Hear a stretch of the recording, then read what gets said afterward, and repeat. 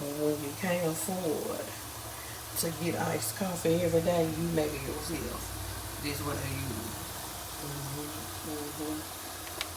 This is what I do.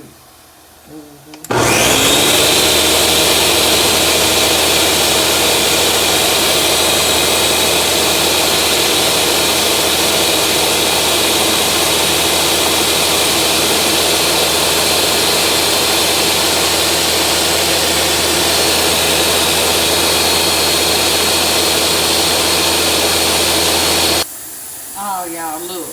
I forgot the key ingredient to make it sweet. I use agave. Some people use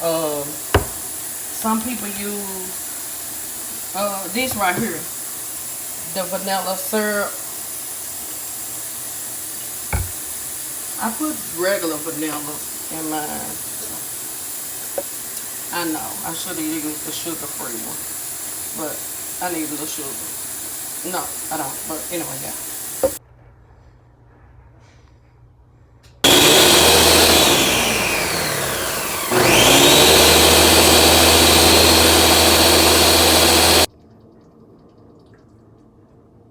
Iced coffee at home.